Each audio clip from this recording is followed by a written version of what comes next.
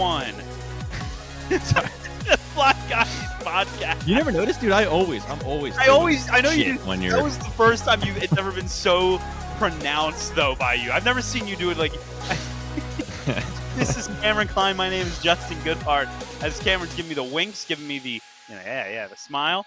The Fly Guys podcast, by the way, presented as always by Nestle's Bunch of Crunch, the most wonderful candy to be served at all movie theaters across America, with great movies out such as The Phoenician Scheme and Lilo and Stitch. Be sure to get your Nestle's Bunch of Crunch into theaters right now. Of course, that is not a sponsor. You're not disclaimer. That is definitely not sponsored. But Nestle, if you want to give us a truckload of money to sponsor Bunch of Crunch for the movie theaters, think about how many boxes of Nestle Bunch of Crunch I just moved with that little plug-in right there. Yeah, there are people listening 3 that are going to go to their Weiss Markets or Giant or Wegmans, and they're going to go buy Bunch of Crunch. Yep.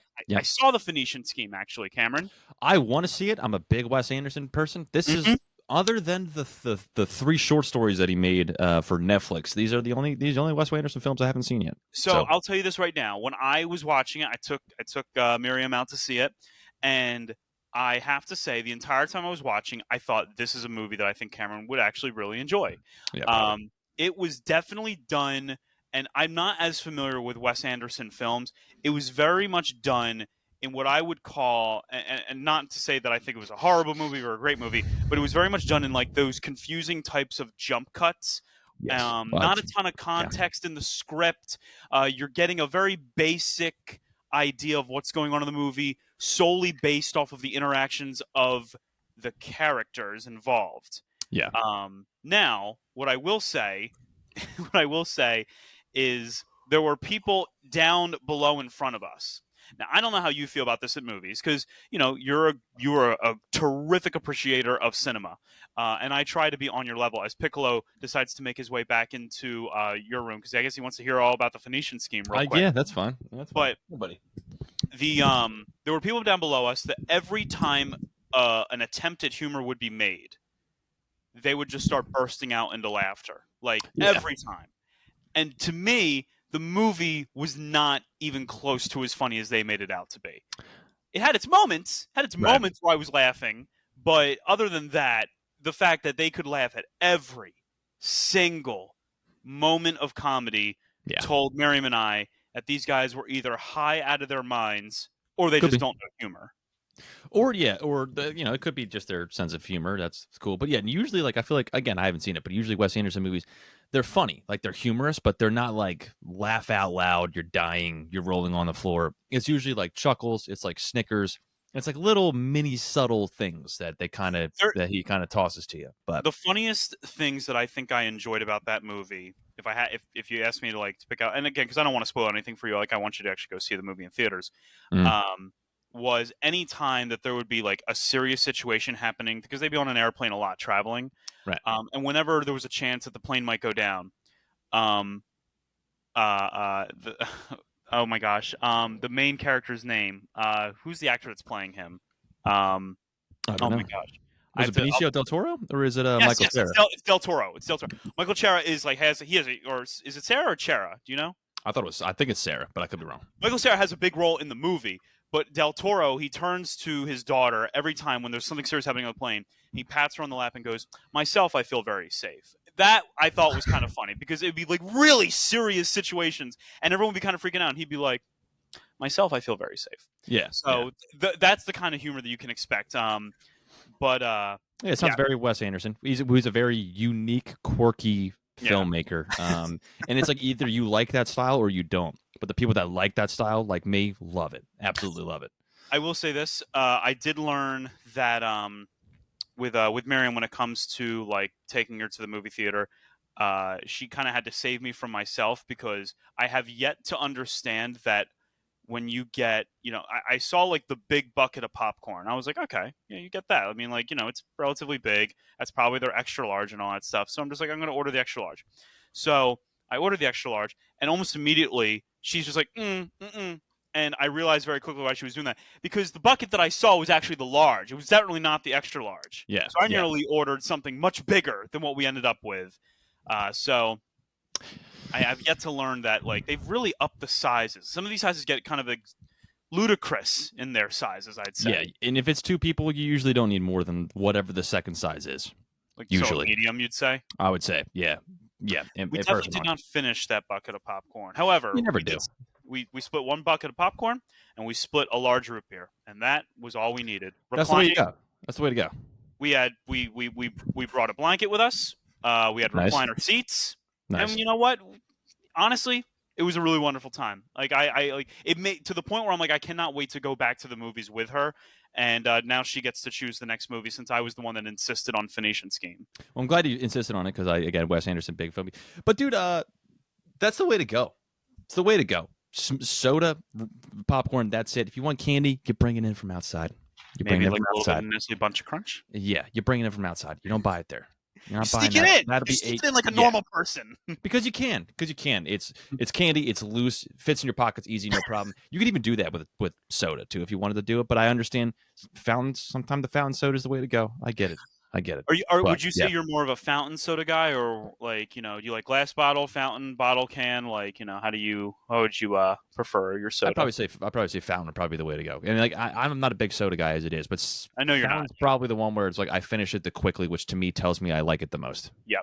Hmm. Whereas like bottles, I won't finish. Cans, half times I won't finish, and they get to a point where it's like once it's been out for more than like 20 minutes and It's it's kind of almost. warm, I'm Hmm. out. I'm out. I'm No, over it. I'm you good. can't have warm soda. Yeah. But you know what? Speaking of warm, Oh, let's how do it, about dude. let's talk about how that game of warm or cold. The Flyers as they're feeling their way to a potential Stanley Cup attention. Did they get warmer? Did they get warmer with Yeah. this recent draft, Cameron, or did they get a lot colder? I think you and I both think not a bad haul coming out of the draft, Not at especially all. with their first overall or their first pick in the draft at pick number 6. The Flyers selecting Porter Martone, not a center, for Yeah. going Jamie Higgins, and they go get a right winger. Yeah. Okay, from the OHL, had 97 points. Yeah. He's known as a big time playmaker. But a lot of people came wondering, why not get Higgins? Why not get a center? We need a center. Because, and we'll get to the second first round pick in a Oh yeah, second, which we'll is get to that. which to me is like that's the one that we're probably going to spend most of the time on because that was the trade. That was the Whatever. shocking one of all. The two. Right. Kind of the only one that I really was like scratching my head about a little bit. And we'll get into that. But with this pick right here, why did they not go for a center? Because they picked the best guy available. Danny Briere did what the GM is supposed to do. You pick the guy who most people had a lot going third or at worst fourth. But if you notice, it was a lot of centers and a lot of D-men that were going in that first round. He was the guy. And apparently, up until that week, he was the guy. Travis Konechny, Travis Sanheim are psyched because they play with him with the World Juniors or at Worlds. Excuse me. The size on him, everything about him, he's the right pick. He was the right pick. You don't overthink yourself in this situation, right? No. One of the biggest errors every GM makes, and across all sports, is draft by position. We talk about it all the time. We talk about it in terms of even our fantasy drafts when it comes to football. You don't draft on position. You take the best available guy, and then you try to maybe move people later on. You try to make things work out, whatever. But yeah, Martone, to me, was too easy. It was too easy. It was a slam dunk. Don't overthink it. You don't need to overthink it. And apparently from all the stuff I'm reading and from the press conferences and stuff like that as well, Danny B pretty much was saying how as soon as the pick fell to them and he was still there, everyone just kind of looked at each other like, oh, look at that. Wow. It's unbelievable. 18 years old, out of Peterborough, Ontario, Canada, has spent time in 24-25 with the Brampton Steelheads. He had 98 points in 57 games, 74 penalty minutes. Say the size. Say the size. Oh, well, size. I mean, we got to get to the size. 6'3". 6'3", 191 pounds. Oh, man. No, 208 is what I'm seeing, but still. Oh, on Elite Prospects, he's listed at 191. But if you 200 pounds, let's call it 200. You know what I mean? Let's call him 200. If you go to Broad Street Hockey, where Madeline Campbell did a phenomenal job breaking down each of the draft picks that the Flyers made, he is listed on Broad Street Hockey from whichever source that Madeline used at 6'3", 205 pounds. So we'll call it 6'3", 200 pounds. That's what we'll do. Yeah, we'll say that. But 6'3", a winger 6'3", that is something the Flyers have not had in God knows how long. A power forward. And that is what Martone is known as. Now, Uh, Campbell actually says it. She really kind of says this really well, in my opinion. This was a slam dunk pick. Yeah, it was too They, easy. they could have taken Higgins. They Yeah. could have, and like Higgins was highly touted. Oh, could he fall to the Flyers? He did fall to the Flyers, but Martone fell to the Flyers. And this is Mm-hmm. the other thing that I want to talk to you about, Cameron. It was true that the Flyers need centers, and they really do need centers in the worst way. Yeah. But the center position is not the position that typically scores the most amount of goals on your lines. It is wingers that are True. your best playmakers. The True. wingers are the ones that are sniping it. The wingers are the ones that are taking the slap shot.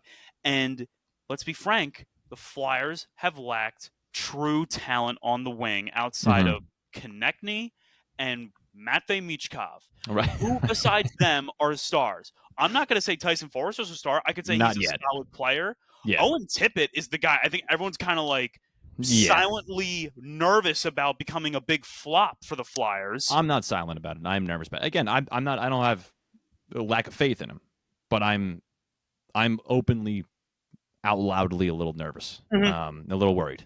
A little worried. So yeah. So Martone, there are rumors that he's going to leave the OHL and he's going to head to Penn State this season, which is I actually have a couple different thoughts on that. The first thing is Penn State in this 1 year has completely turned around the reputation of their hockey program by making it all the way to the Frozen Four, something that had never been done before in Penn State history. They go to the Frozen Four this last year, and now you've got one of the best prospects that have just been taken in the NHL draft saying, I'm going to leave the developmental OHL league and I'm going to go to Penn State. Firstly, we are. Love it. Yeah. Yeah.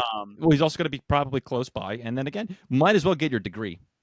Might as well. It's a great school on top of, being a great school to play at. That degree can take you places, Martin. That degree can absolutely take you places. And I love how you kind of put it, how Danny B, he knew what he wanted to do. Danny B was a winger himself, and he knew that it was so important. When the Flyers were getting into the Eastern Conference Finals in 2008, 2009, 2010, they had wingers like Simone Gagne and Danny Briere and they had Ville Leno and all that stuff. And Scott I know Hartnell on the third line at that point. Absolutely. Like, yeah. You need talent on the wings. Yeah. Don't kid yourself into thinking that the Flyers were set at winger, because they're most certainly not. True. And like you said, like Higgins, sure, he's a great prospect. Again, a lot of people were saying it was kind of surprising that he even fell as far as he did. He's a center. It all kind of made a lot of sense for the Flyers to take him, but at the same time,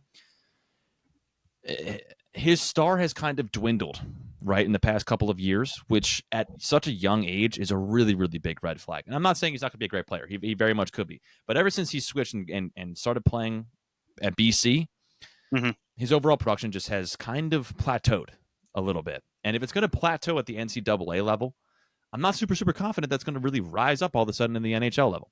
So, again, not saying that he's not going to be a great player, not even saying that they made the right pick, because we won't know, right? With the NHL draft, it is so hit or miss. We have no idea how it's going to go. But as of right now, it was too easy of a pick. If you didn't take Martone, you just messed it up. That's how I view it. That and the thing is like, we as humans have such a tendency to be like the most revisionist, historians. Yeah. So listen, when the Flyers took Cam York over Cole Caulfield, a lot of people didn't like it in the moment. And right now, to this day, that move looks a little not so great, right? Yeah. You have to go back in time to that point in time. The Flyers needed defensemen in the worst way. Yeah. And hopefully Cam York can still pan out. I almost said Phil Martone. Porter Martone is a guy that, even if this weren't to work, I would still say I think they made the right pick, because they needed to take. You need to take some, chances on these high potential wingers. You got to take a little bit of risk in order to make this rebuild and this turnaround really go. And that honestly kind of brings us to what happened 6 picks later, Cameron. Yeah. That was a great transition, dude. That was a great transition. Go ahead. I was going to say, Pittsburgh's on the clock, but then the Flyers package up picks number 22 and 31, ship it to Pittsburgh, and they take Jack Nesbitt, which surprised a lot of people, because a lot of people thought Nesbitt could be a guy that would even have fallen to 22 around when the Flyers would have been picking again. Yeah. Did the Flyers overpay? Oh my goodness, they traded their other first-round pick and their second-round pick to move up 10 spots to go and get this center from the OHL. 6'5", that's pretty big for a center and all that stuff. 185 pounds. That's at least what he's listed at in the article from Maddie Campbell.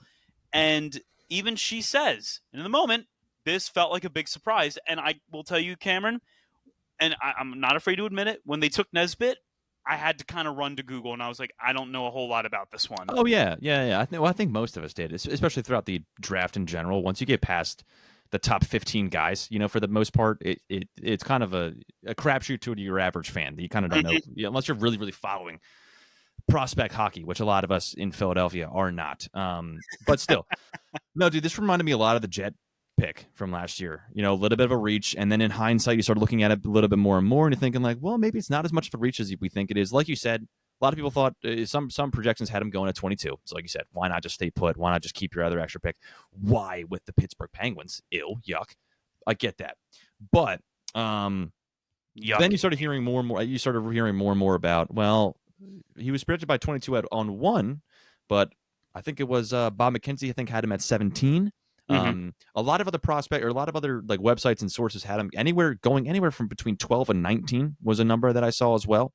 Yep. Rumors that Vancouver wanted him at 14 or 13, wherever they were picking, which was pretty much right around the corner.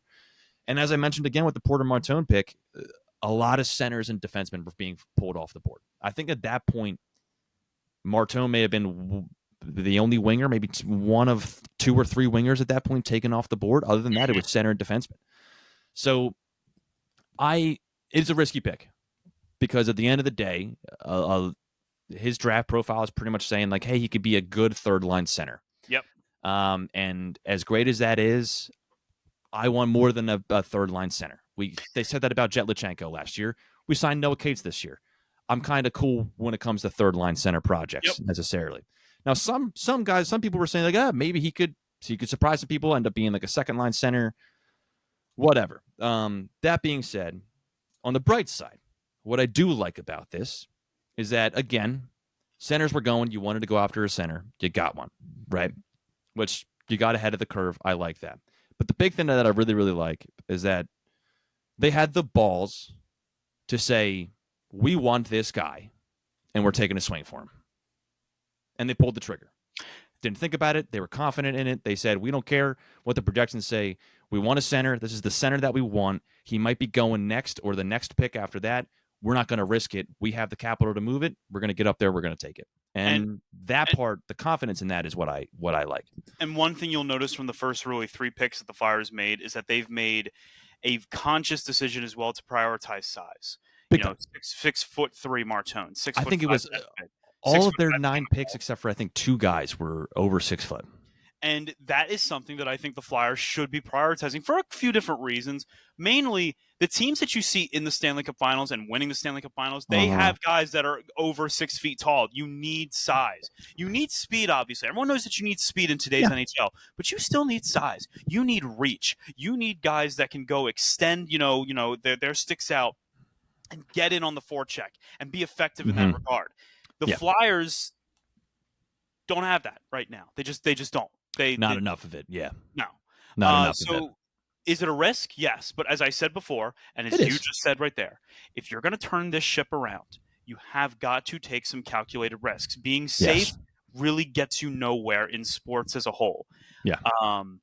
I like the Nesbitt pick because I think the Flyers knew that with all of the centers and the defensemen going off the board, Nesbitt probably was not going to make it to 22 unless there was going to be this insane run on wingers, which they weren't convinced was going to happen. It's, we see it happen all the time. Obviously, the NFL draft is covered on a much more mainstream media basis than any other draft other than maybe the NBA. But NBA draft is very, very different compared to all the other drafts that happen in professional sports. So when you think you've got a guy and you don't want to lose out on it, even if you have to trade with your biggest rival, go make the trade. The Flyers, in the grand scheme of things, by the way, did not give up a ton. They gave up their first-round pick, and they gave up a second-round pick.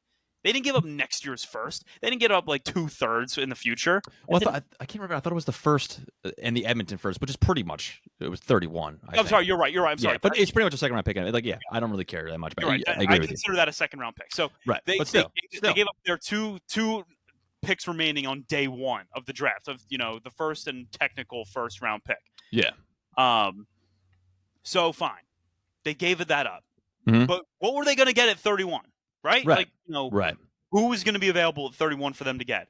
And I personally like the guy's size. I'm a big fan of bigger. You know, I grew up in an era where, like, you know, when I was growing up, Keith Primo was like my favorite flyer. So like, I Yeah. love Yeah. size. Yeah. The As rocket far shot, dude. Yeah. as far as Nesbitt goes, played for the Windsor Spitfires in the OHL in 65 games, 64 points in the playoffs. 10 points in 12 games, 1 goal, 9 assists. So, Cameron, this is a guy that I Mhm. think has playmaking ability.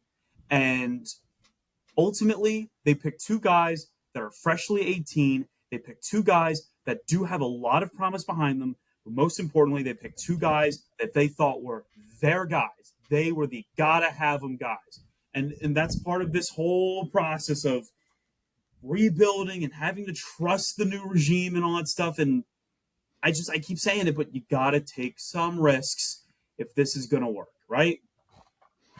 Yeah, and I feel the exact same way. Like the confidence is that again, you had the two guys that you wanted, you went out and you got them. And Nesbitt, we'll see. Obviously, you know, I'm not saying it was a great pick because it might turn out to not be a great pick. But at the moment, right now, what I do like is that throughout the last couple of seasons, you've built yourself enough capital where you could go after a guy who you thought was the best player available, and also go after a guy who you need, who will fill a positional need as well. They were able to do that. They did that. We'll see. We'll see. But as of right now, I'm happy with it. I'm okay with it. I like the confidence moving forward. So, and honestly, the second round to me really, really, really did a good job of just getting a fresh taste in my mouth after being on the fence about the Nesbitt pick, because the next three picks they took to me were great. They knocked him out of the park, in my opinion. And so we start off with Carter Amico. He was their 38th pick in the draft. 6'5", 225 pounds. He's from the United States National Development Team.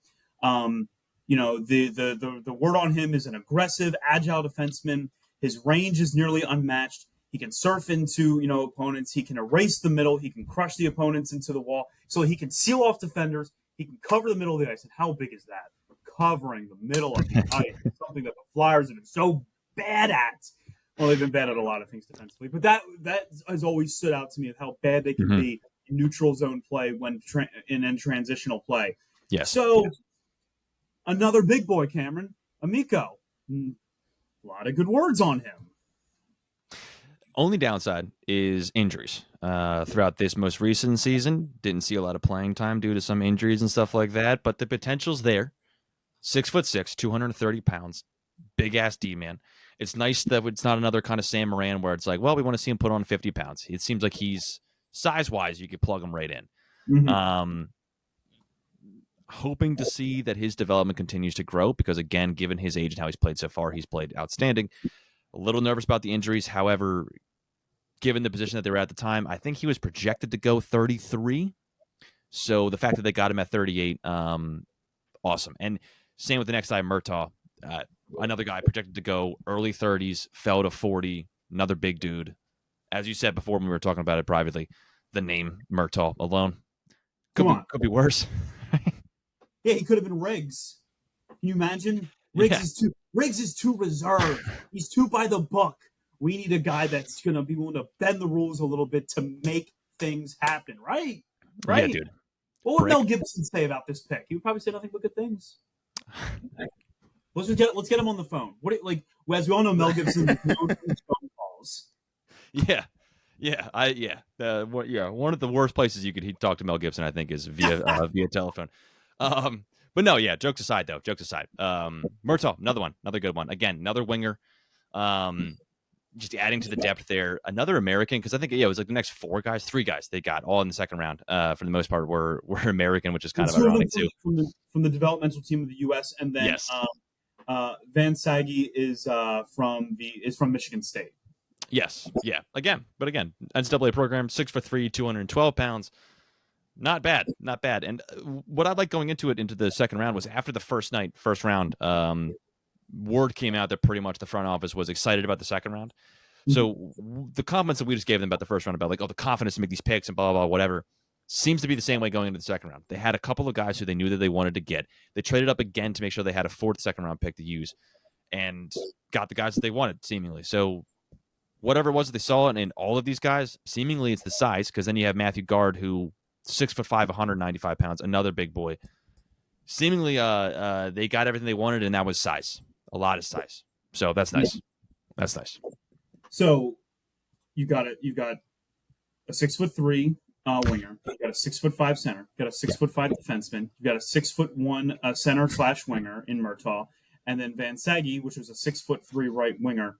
And then Matt Guard, another second round pick from the WHL, 6'3", 198 pounds. Mm-hmm. And I think the main thing that I kind of read in all these write-ups, especially when reading the Matty Campbell's article, was talking about they go and they get the puck.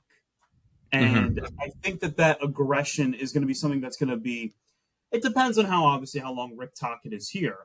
But the Flyers should want players that are going to be extremely aggressive and going to get the puck. Yeah. Last year, we would all agree, the Flyers lost a ton of puck battles. And guess what? This year, the Flyers are likely to lose a ton of puck battles. So, because none of these guys are going to see the show on day one. None of these guys will. But it's the fact that the Flyers are trying to prioritize guys that are going to be aggressive along the forecheck, aggressive against the boards. And, this is a guy that in Guard that, as we said, he'll clamp down on sticks. He'll get down low.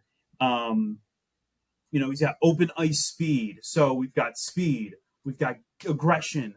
We've got power. These are all the makings of a really good and promising draft that I think fans should be excited about. Mm-hmm. And definitely keep their eye on as, whether some guys are going to stay in college, some guys are going to go to the developmental leagues, maybe some guys are going to go to Penn State this season. Definitely just keep your eyes on these guys, because I think that what the Flyers are prioritizing as an organization, as they go for a specific direction of what they want their franchise makeup to be, these are good things. These are all very, very good things that I've been reading. Yeah, and I think it just speaks to the fact of, like, they had a clear-cut mission, and they stuck to it. Right? Like they have a mindset moving forward, Rick Tocchet, physical, guys who are just going to do the tough shit. That seemingly is a continuing theme throughout this draft. And it's just nice, so again, that it's like, again, you had a game plan, you're sticking to it. Hoping that the game plan's going to work out overall in the long run. Because, again, we could be talking in 2 years' time about the busts of this draft, or 4 years' time, whatever. That could very well be the case. But just happy at the fact that they have a game plan, they're sticking to it, and they're confident in their decision moving forward with it. That I like. That to me speaks. That's the type of mentality of a winning organization. Hopefully the wins do eventually come. Then they had the 2 5th-round picks and the 6th-round pick. I don't really want to spend time on one of these guys, because I just feel like it's so fitting in Philadelphia that, to me, other than Martone, one of the most exciting guys is a 5th-round pick who's just got nothing but mystery around him, which is Westergaard. This 17-year-old Swedish kid. But I just can't help but think about the fact that he moved up, I think, 4 times this season alone. He was called up. So I think on the Flyers themselves, when they had their little, the 9 picks that they had, he played on 4 different levels of their hockey club in Sweden. He began the season at the J18 level in the regional team, where he had 8 points in 4 games. He then was moved up to the junior 18 national team, where he had, I believe, 5 points in 2 games. Yeah, and then he moved up to the junior 20 national team, 41 games, 50 points, and then he finally got pushed up all the way to the Swedish Hockey League, where finally the production kind of stopped a little bit, but in 11 playoff games, he had 3 points as a 17-year-old. That's a lot of progression as a 17-year-old. So very quick. And Finnish hockey is not Finnish hockey is not nothing. That's top. There's a reason why they were part of the 4-nation face-off, right? Finnish hockey is no joke. That's what I'm saying, and that's why. But it's at the same time, it's there's so much to be excited about. Zegras, Martone, these things, and yet for me, one of the things that had put the biggest smile on my face was well, this kid Westergaard, man, I don't know, but I don't know. We'll see. If you add up his entire season, which I'm going to have to do on the fly very quickly, 28, 33, 83, 89. 109. So 109 points in about a full season's worth of play. If you go by an 82 NHL game schedule, right around that. And also, you didn't the one thing you forgot to mention when he Mm-hmm. went back to international junior play in the Finland U18 All, Yeah. 23 games, Mm-hmm. 8 goals, 12 assists, 20 points. So he's definitely an exciting young prospect, and you know what? He will be the one that Philadelphia latches onto a lot more because it's always the excitement when you're in any draft, NFL, MLB, Yes. NBA, NHL. Did you get a steal of steals? Did you get the Tom Brady of hockey prospects? And Westergaard definitely has that lore to him. I think a little bit, just a little bit. Um, Wherever he's gone, he's produced, and I think that Mm-hmm. in the minds of a Flyers fan, you go, well, surely if he comes to the NHL, he could possibly produce. At 17 years old, though, he's got a long, long, long Yeah. way to go. I would say everything we said about Hagens, who went to Boston, where it was like, again, played awesome, was this super amazing number one touted prospect before he went to college, and then he plateaued. You could say the same exact thing here, right? It could be Yep. the same exact situation. But still, Philly, we love a backup. We love a backup quarterback. You know what I We mean? love a backup. We love a So, backup plan. yeah. Exciting. So now, Cameron, we're gonna switch gears in just a quick second, and we're gonna lead into it with this. Second straight year that the Flyers have not selected a goalie in the draft. Yeah. And now there wasn't a ton of goalie talent coming out in this year's draft. So, Mhm. better that the Flyers wouldn't have reached. But, you look at the Flyers goalie situation. By all accounts, it looks like Kolosov's going to go back to Russia. Mhm. The Ivan Fedotov experiment has not yielded the kind of results any Flyers fan or any Flyers administrator would have hoped for. Mhm. And Sam Urson has clearly solidified himself as a guy that is definitely a good number 2 to have, but if he's your number 1, you might have some problems. Yeah. Could not have So, said it myself.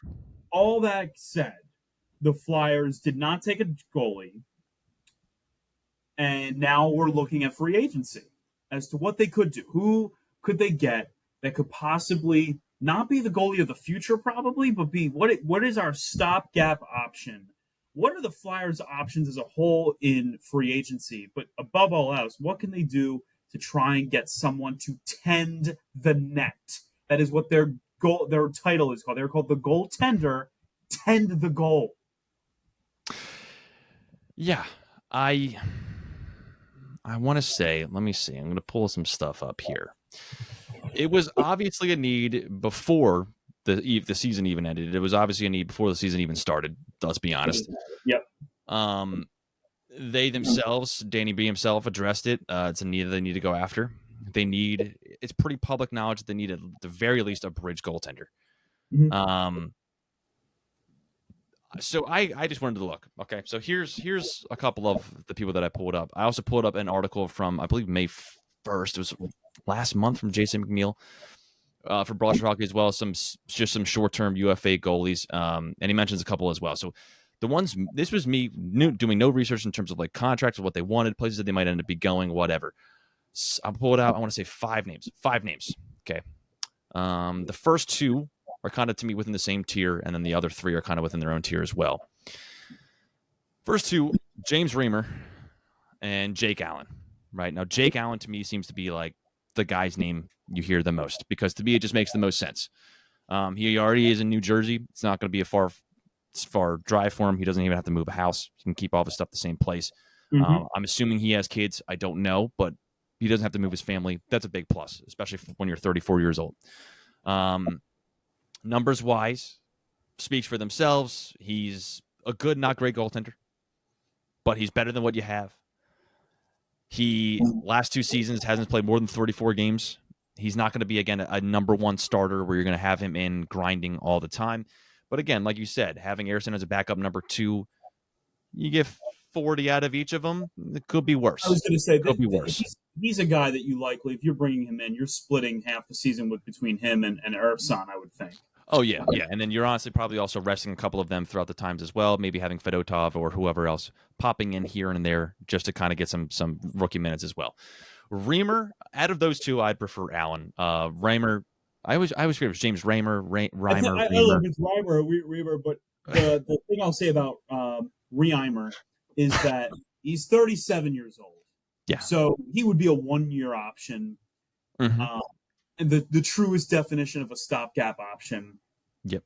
He's And a you're not, consummate professional. He's a great yeah, locker room guy. He would be able to handle that side of it as well. But he hasn't played more than 49 games in the last 2 seasons, mhm, and it wasn't like he was putting up stellar numbers with those 2 seasons as it was.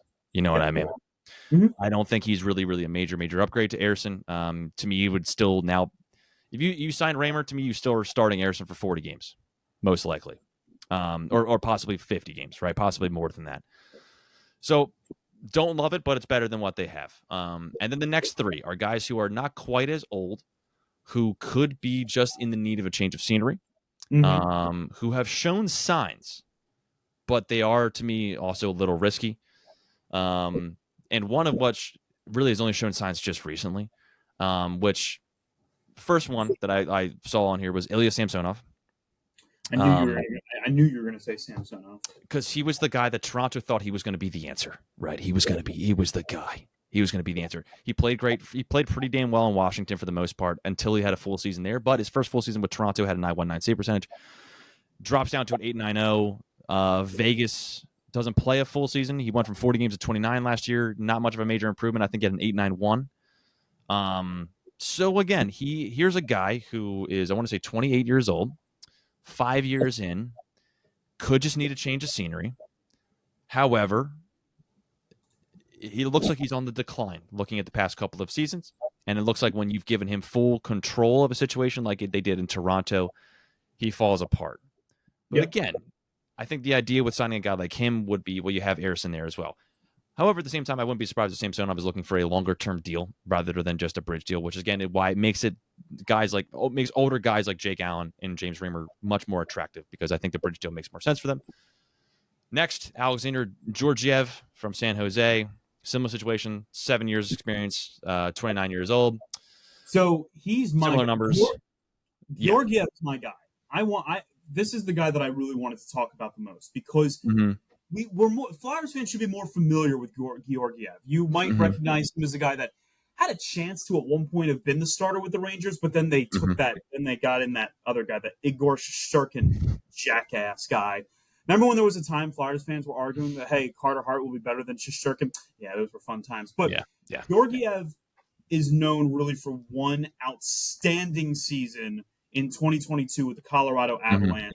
A 2.51 goals against average, a 9.19 save percentage. That Colorado team that won the Stanley Cup in 2022, it was Georgiev and I believe it was Darcy Kemper that were really, riding the highs of a Colorado team that just simply couldn't stop up until that point. Yeah. Since that time, he kind of has a down year, as do the Colorado Avalanche in 2023. And then last year, he's with the San Jose Sharks, which, in the same way that I wouldn't penalize a guy for being with the Philadelphia Flyers and having bad stats, it's hard to penalize a guy for being with the San Jose Sharks and not having the best stats either. But Georgiev has been a guy that has been a solid goalie in the NHL since he's been here, with middling numbers.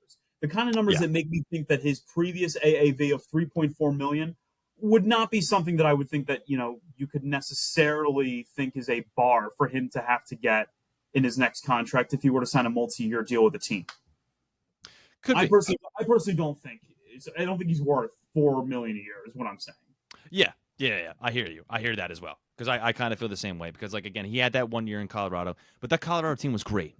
You know what I mean? And again, this year the team was great too, but it did take a major downturn, right? And his numbers, even with Colorado before he was traded, weren't great. Granted, he didn't play a whole lot, only about 17, 18 games, but before he got traded, he had 8.74. Not great. And then he gets traded to San Jose where he has 8.75. But like you said, that situation sucks. So I do like the fact that his numbers didn't go down after going to a shittier situation. That proves relatively well. But again, I agree with you as well. I both 4 million, like more than that, would scare me, and also a longer term contract, longer than 2 years or 3 years, would also scare me, because I can't trust him yet. I just can't. I've only seen one stellar year from him. Other than that, I've seen some good seasons, but they were in short sample sizes with, again, a good New York Rangers team. Finally, you knew I was going to bring it up. You could bring home Alex Lyon. But again, other than last year with Detroit where he had a 904. This year he looked fine, but Detroit was in a very similar situation to me in terms of like in terms of tier playing as Philadelphia was. Philadelphia bottomed out and Detroit didn't in the end of the season. However, I think Detroit is a good representation of kind of what the numbers you would see from him here as well, which to me are fine, but they are not really a major improvement from what Philadelphia already has. And that's also, again, with only playing 30 games this past season as well. So Alex Lyon, in my opinion, the high watermark of his career was his brief stint with the Florida Panthers, where everything kind of came together in 2022 for him. Remember, that's a Panthers team that went all the way to the Cup. Or no, I'm sorry, not that. That was not 2022. That was the following year. But that Panthers team was starting to come together a little bit. Yeah. And his year in Detroit two years ago, I guess now, in 2023, yeah, it looked pretty good. As a matter of fact, that Detroit team, as we remember, we were fighting with them for a playoff spot, and he was a big reason why Detroit was in that playoff spot. True. But as we see more and more, Alex Lyon he's a jag. He's just a guy. So I think we would agree when it comes to all of these players, all these goalies. These are not guys that you would give 3 or 4 years to. I think these are guys that you're giving 1 or 2 years to. In a similar way, I kind of look at it as like a Brian Elliott situation. Like they just need a guy that can like solidify the pipes a little bit. And Brian Elliott, I know, doesn't get a whole lot of love from Flyers fans because he was a backup. He was kind of inconsistent. He was supposed to be maybe a little bit better because he had come from a good Blues team at that point. And the truth is that Brian Elliott did exactly what Brian Elliott was supposed to do.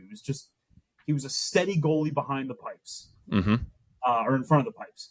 And I think any of these guys are NHL veteran goalies that, at the very worst, they'll be there. They'll be present in front of the pipes. Best way to put it.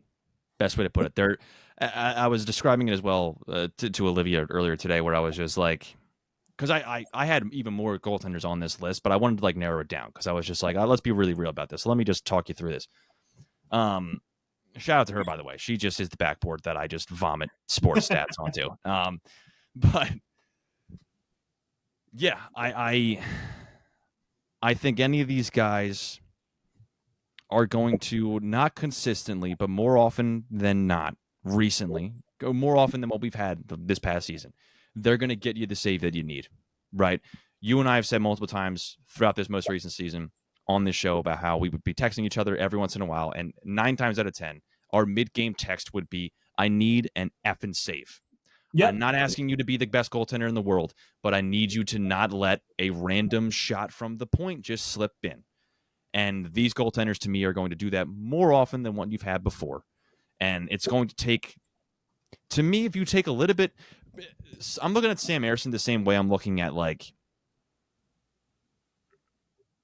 a wide receiver. I'm trying to think of a good wide receiver too on any random team, and I can't think of one where it's like they might not be able to hold their own by themselves, but if you bring in another good wide receiver that's going to split the coverage, all of a sudden you're going to see their production shoot up. And I think that's going to be the same thing with Sam Ersson.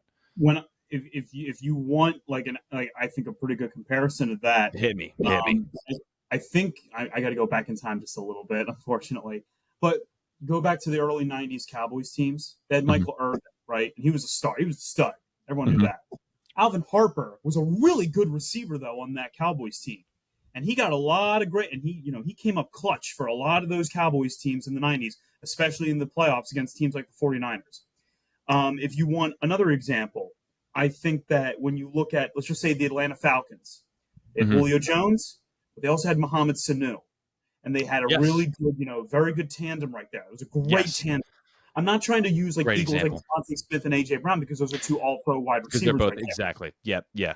Yes. But no, that Mohamed Sanu, Julio Jones is the best way to put it, because Sanu, you saw what happened when he went to be a number 1 somewhere else, and he basically disappeared. But when he was there and he had Julio Jones to kind of split some of his coverage, you could see him excel. I see the same thing happen with Sam Ersson, where it's like he's going to put up an 8.90 if he's starting 50 games. But if he's starting 35, that 8.90 might turn into a 9.03. Nothing crazy, but better. Let me throw out a number at you real quick. Hit me. Let's just say that you had a goalie in Philadelphia Oh no. that started 32 games next year. Mm-hmm. He won 18 games. He lost 8. He had a 924 save percentage and a 227 goals against average as the primary backup in Philadelphia. Would you take that? You would take that, Oh right? yeah. In a heartbeat. Yeah. What if I told you that goalie's name was Michael Neuver, splitting time as the backup with Steve Mason? Yeah. So Great comparison. So you had Yep. Steve Mason in 2015, 2016. He started 54 games, a 918 save percentage, a 251 goals against average. And Michael Neuver, 32 games, 924 save percentage, I 227 don't. goals against I'm not average. going to hear anybody say shit about Steve Mason anymore. I'm just not. Yeah. Also, by the way, it was 918. That's disgusting. 918 in 54 games. He saw Oh my 16 God. shots. I also want to point out that With season. that offense and defense in front of him. You know what I mean? Here's the even crazier thing. The 2015-2016 Flyers had only 2 starting goalies the entire season. And what was it like 2 or 3 years later? They had like 7. Let's see. I think you're thinking of 2018. I forget which year it was. Yeah, where it was like they had 10 or so. They had They broke had a 1, record. 2, 3, 4, 5, 6, 7, 8. Oh, I'm sorry. My bad. They had 8 goalies. Here are the goalies that started the 2018-2019 Flyers season. Oh God. Um, Oh God. Ryan Elliott had 26 games that year with a 907 save percentage and a 296 goals against average. A young Carter Hart started 31 games, 9-1 save percentage, 283 goals against average. Anthony Stolars Oh, Stoli. started 10 games that year. Cal Pickard, Michael Neuver, Cam Talbot, Alex Lyon, and Mike McKenna all started games for the Flyers that year. And wouldn't you know it, the Flyers did not make the playoffs. So shocking. I couldn't remember. I was like, what? I was like, what happened with Alex Lyon? I was like, we traded for Cam Talbot. That's right. Yeah. One just mediocre goalie for another. And by just the way, called a swap, you know? think of the other goalies that the Flyers have traded for in the past that it like definitely did not work out. And Yeah. one guy that I remember thinking he was going to be the next great thing in Philadelphia. Remember when they traded for Peter Mrazek? Oh yeah. I was so excited for Peter Mrazek. Yeah. But even Mrazek's numbers, an 891 save percentage and a 322 goals against average in 17 games, 15 starts with the Flyers. You look at that and you go, oh, that's not good. That's about what the Flyers were getting this year anyway. Yeah. So what you need is the guy who started the main number of games that year from the Flyers, who was Brian Elliott with a 909 save percentage and a goals against average of 266. If you can give me a 270 goals against average with a save percentage of around 910, yeah, I'll take that. And some of these goalies in free agency, maybe some of them are that. Are they going to go get Robin Leonard? Robin Leonard probably doesn't want to sign with the Flyers. He probably has got some years left where he could probably compete for a cup. Cal Peterson, well, we know him very well, don't we? Why not? Throw him another $5 million. His previous AAV with the Flyers, $5 million. Yeah, dude, it's ridiculous. Probably not giving Cal Peterson another $5 million. Yeah. Vita Vanacek. I was gonna bring him up. He was one of the ones that was because Florida has like 3 goalies that they have to decide who's gonna be the backup. But you know what? I say they should just trade up Sergei Bobrovsky and they can finally figure that out. Yeah. We'll take him off your hands. Yeah. Anton Forsberg, going to be turning 33. He's got 9 years in the league. I was going to say I do want to. You bringing him up reminds me of the Jason McNeil article because he mentions Forsberg. I'll say another couple of ones that he mentions here. Jake Allen, obviously. David Rittich. Did he mention Kaapo Kakkonen? No, but he was another guy that I was looking at as well. He mentions Frederick Anderson and Jack Campbell as well. Jack Campbell's in a name I would probably take a flyer on. Campbell really impressed in me personally in a lot of those couple seasons with the Toronto Maple Leafs. I know he's not the same goaltender, he's been around for a while now, but Jack Campbell would be a guy that if you're not asking him to, I don't know, if you're not asking him to be like a Vezina caliber goalie, I think Jack Campbell would be an acceptable signing. I think so too. Again, like you're taking a fly on him, obviously, but you're taking flies on pretty much most of these guys. I do think the safest choice, in my opinion, for a bridge goalie for the next 2 seasons, to me, is Jake Allen. And I feel like I'm saying what kind of everybody else is saying, because the number that I keep seeing is he wants 2 years, 3.5. Nothing insane. To me, that's a solid bridge deal where you're getting just solid veteran goaltending play that's going to relieve some pressure for Harrison, that's going to allow the rest of the team to grow and develop a little bit more comfortably, where they're not playing behind by 5 goals every single night.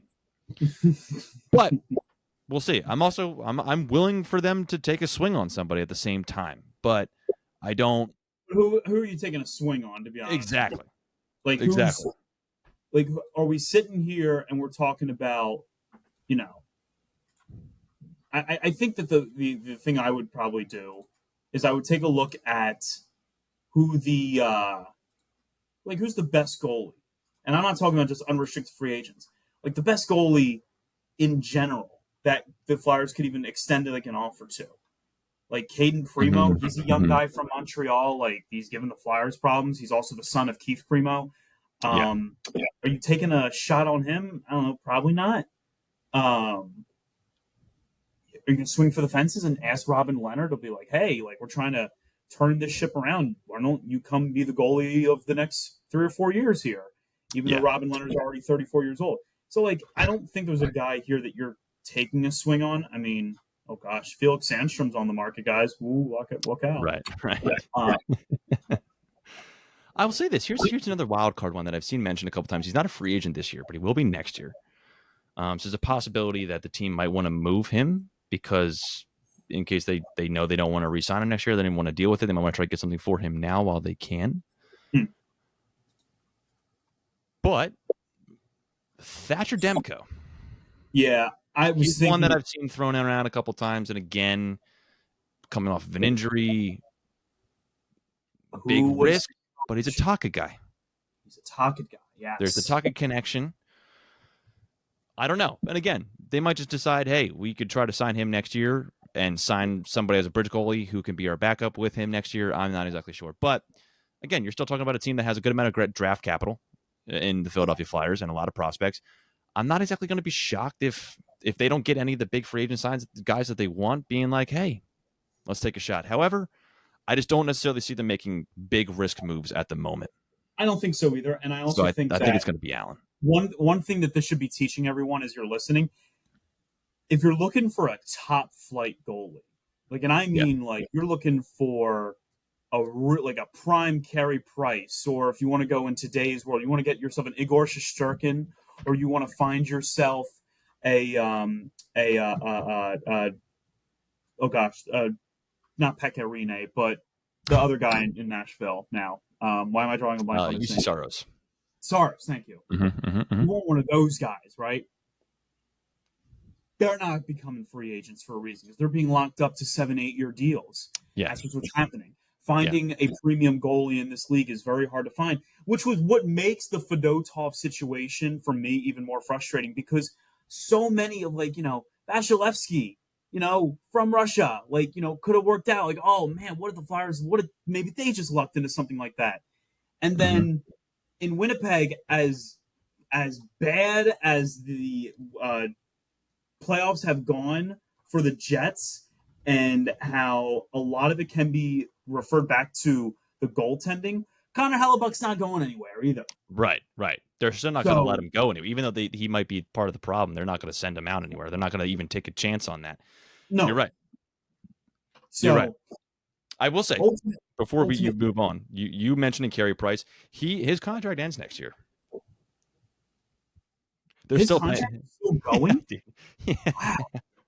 Yeah, they signed him to like a ridiculous deal. I think they signed him to like a 10-year deal or something back in the day. He didn't officially announce his retirement. I guess not. I guess technically not. But I was looking ahead to next year just out of curiosity, and that's where I saw that. And then you mentioning Carey Price. He's not going to be an unrestricted free agent, this guy, but a restricted free agent. So you might have to give up some capital, but you have that ready to go. Spencer Knight will be available next year. Now, if I'm Chicago, they're going to probably work their tails off to secure him. But you're talking about a guy who, I mean, he had a 904 save percent or a 902 save percentage, 272 goals against average in 38 games last year for a team that sucks. You know, he was with Florida for most of that, but you're right. He had a 907 with Florida and an 893.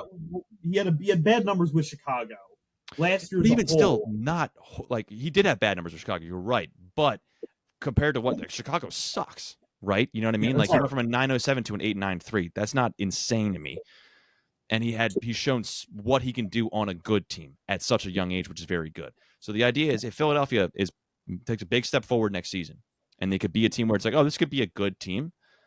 Having a kid like him on a good team, seeing what he's already done on a good team, yeah, I'm not upset about that. 24 years old, Spencer Knight, in 23 games with the Panthers, 12 wins, 8 losses, 240 goals against average of 907 save percentage. Granted, you're playing on the Stanley Cup champion, so you had a great defense in front of you, and a great team in front of you. But yeah, but he's an option. I mean, well, it's somebody to watch throughout the season. Someone to watch for the season, and I, for one, can't wait. Starting the 2026 season with Connor McDavid and Spencer Knight. Can't wait, dude. With the oh my gosh, when that 13-year, 18 million AAV contract that McDavid signs with the Flyers in a few weeks is gonna. I was just watching. The Shea Weber contract was big, dude. You know what I mean? I was just watching the documentary "A King's Ransom," detailing the trade of Wayne Gretzky to the Los Angeles Kings, and the entire time, and I'm going without thinking about the fact that Connor McDavid's going to be a free agent. I'm like, yeah, the Oilers would never allow this to happen again to their guy. And then he was like, oh wait, they're literally about to let it happen again to them. It could happen. It could definitely happen. If they don't win the Stanley Cup this year, I don't. If I'm him, why am I staying? Now, some may say the Flyers are not in a position to take a swing on a guy like that because they have too many other holes to fill. And I would say this. We're not talking about just some guy. We're talking about the guy. We're not going to beat the team. Like all the other teams that were just like, I don't need Brady. He's washed up. Not doing it. Not doing it. And he's not Brady. He's in his prime still. Yeah. He's the guy you pay.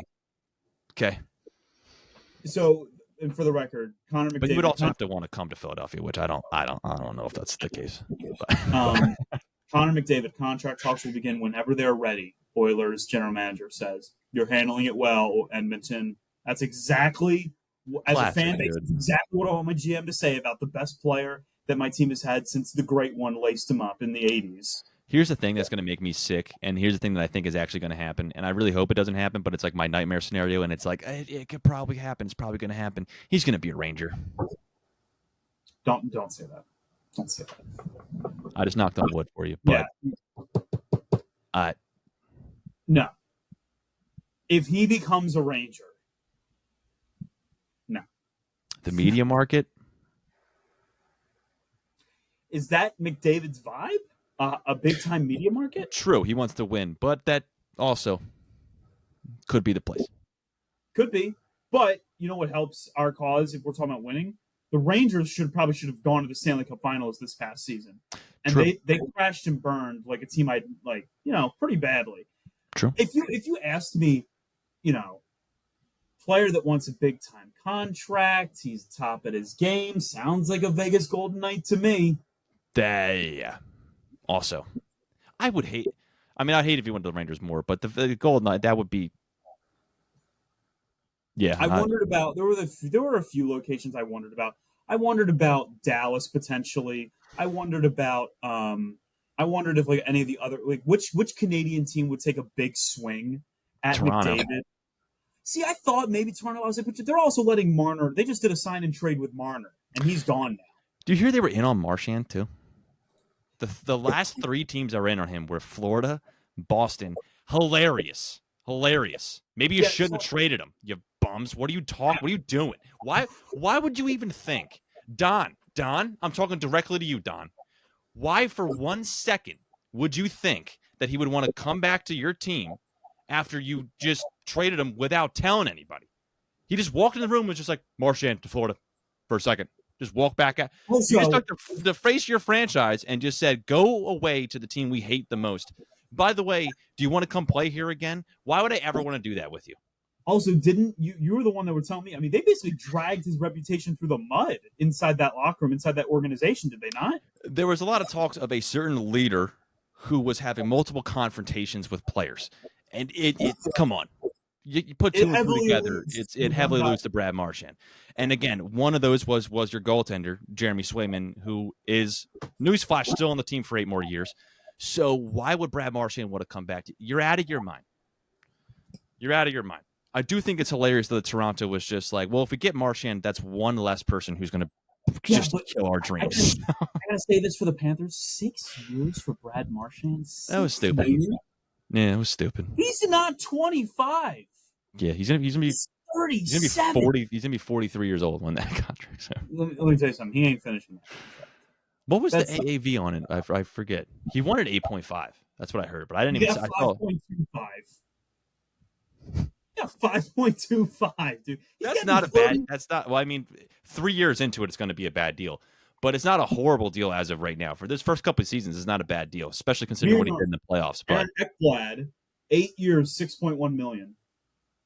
Oh yeah, they're all taking the hometown money. They're taking hometown contracts. They're the one of three-peat. They're sticking together. Who was the last team to three-peat?